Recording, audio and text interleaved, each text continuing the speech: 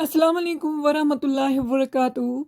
Dear students, today our topic is structure of a flower.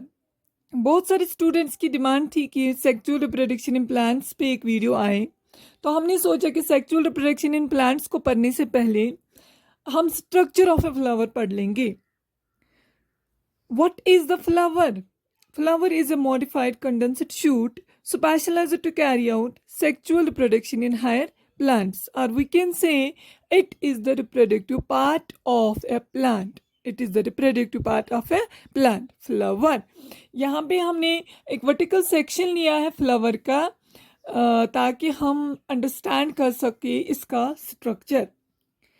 अगर parts of a typical flower लेंगे तो typical angiospermic flower consists of four whorls.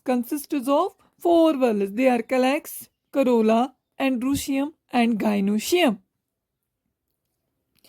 And these floral appendages are attached on a receptacle that is also called as the thalamus. Outermost wall of floral leaves is called as the calyx. Or individual leaf segment of calyx is called as the sepal. You might have seen the green leaf-like structures in a flower. Those green leaf-like structures are called as the sepals. And the collective term for sepals is calyx.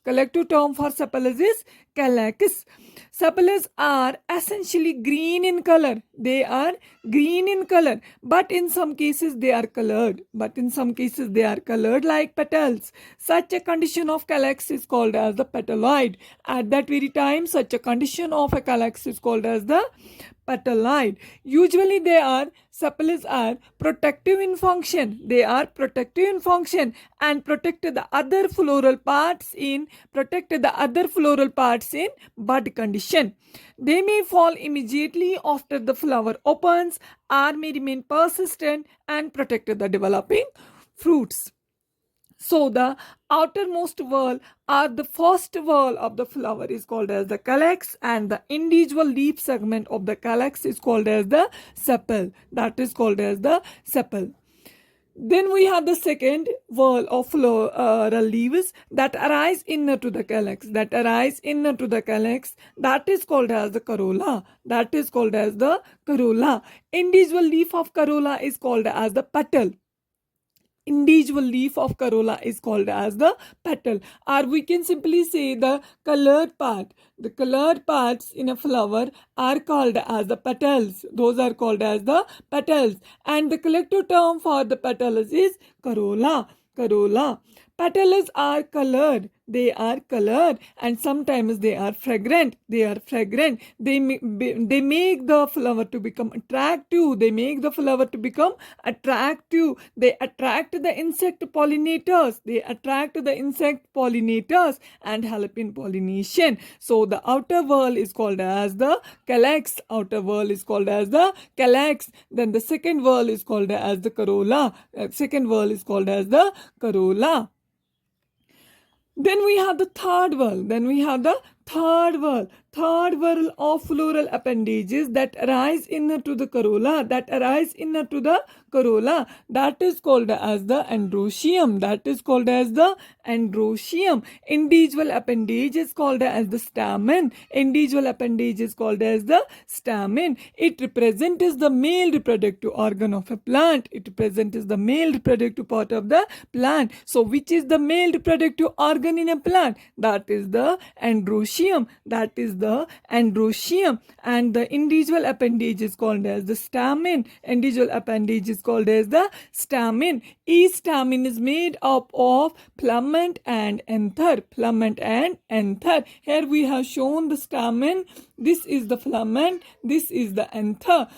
The portion of the stamen which connects the filament and the anther, that is called as the connective. Then we have the fourth whorl. And the last whorl of floral appendages. That is called as the gynoecium.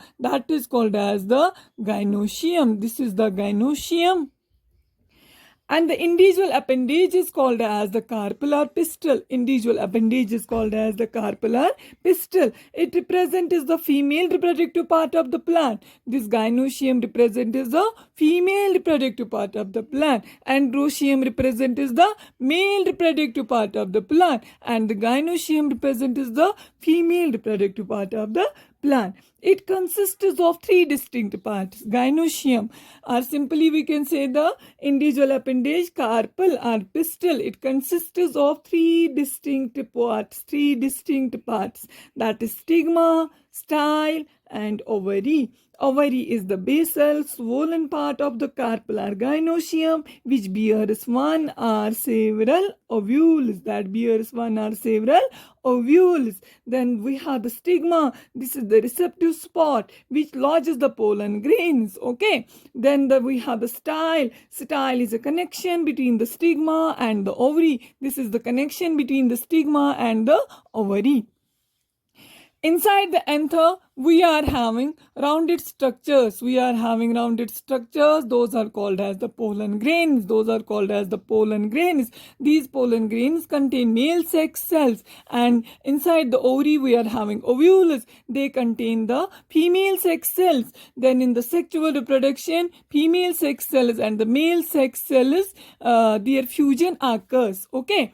So this was the structure of a flower. We are having 4 floral whorls: calyx, corolla, androecium, then the gynoecium. Okay, the calyx and the corolla,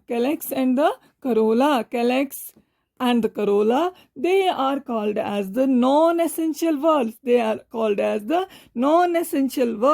Are accessory whorls, are helping whorls. Okay, because they do not participate in the reproduction. Okay, they help only, they give the protection to the inner whorls, and the petals help in the attracting the insect pollinators. Okay, then we have the gynoecium and the